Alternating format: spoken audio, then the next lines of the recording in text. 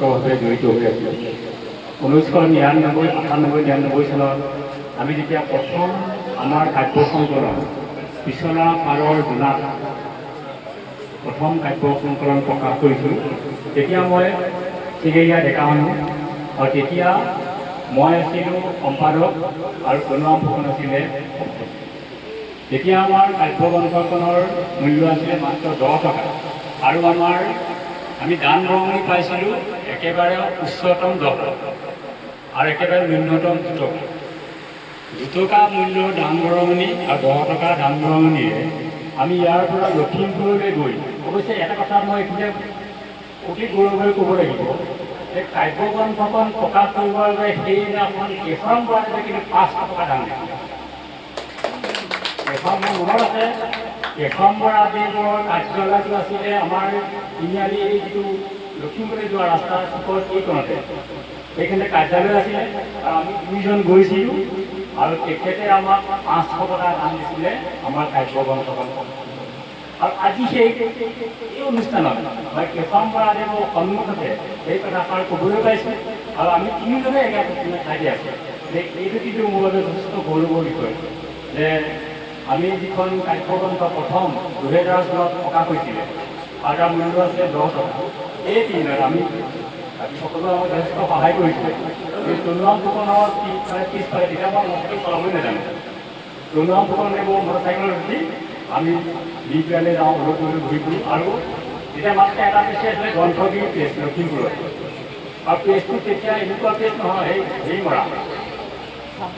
হাতে মৰা এতিয়াই আমি চফা কৰি আহিছিলোঁ 200 কপি হ'ব গতিকে সেই ভাগৰ পৰা আৰম্ভ কৰি পিছলা শাখা সাহিত্য সভাৰ লগত কটকভাৱে জড়িত বাকী তেখেতৰ সাংস্কৃতিক কাৰ্যসূচী বা শৈক্ষিক কাৰ্যসূচীৰ লগত আপোনাক সকলোৱে জানে বেলেগকৈ আকৌ মই তাক আৰু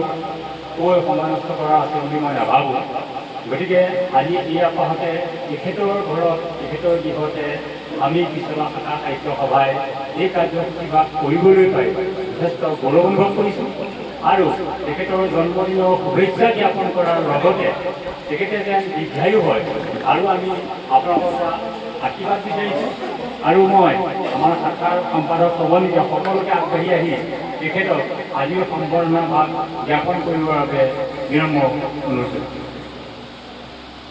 শাখাৰ দিনখন হাজৰিকাদেৱৰ লগতে অকণমান আমাৰ অন্তৰৰ পৰা সংযোজন কৰিব বিচৰা হৈছে আমি খুব আনন্দেৰে উত্থাপন কৰিবলৈ ভাল পাম যে ছাৰৰ হীৰক জয়ন্তী 75 বছৰ মহাৰুপ জয়ন্তী 1951 চনৰ আজিৰ তাৰিখতে জন্মলাভ কৰা এই মহান ব্যক্তিগৰাকীয়ে এটা বিশেষ ক্ষণত উপনীত হৈছে সেই ক্ষণটোত আমি আটাই সমবেত হৈ তেখেতক শ্ৰদ্ধা জনাবলৈ পাইছোঁ আৰু এটা শৈক্ষিক জগতখনত মই তেখেতৰ পৰা কিছু কথা জানিব পাৰিছোঁ আগতে ইমান জনা নাছিলোঁ তেখেতে স্নাতকোত্তৰ ডিগ্ৰী লাভ কৰাৰ পাছত এখন নহয় দুখন নহয় প্ৰায় 6খনমান কলেজত পশ্চিম Guwahati college Gogamukh college Bihpuria college মাধৱদেৱ মহাবিদ্যালয় অৱশ্যে এতিয়া বিশ্ববিদ্যালয় হৈছে এনেকৈ 6খনমান কলেজত অংশকালীন হিচাপে শিক্ষাদান কৰি শেষত নাৰায়ণপুৰ উচ্চতৰ মাধ্যমিক বিদ্যালয়ত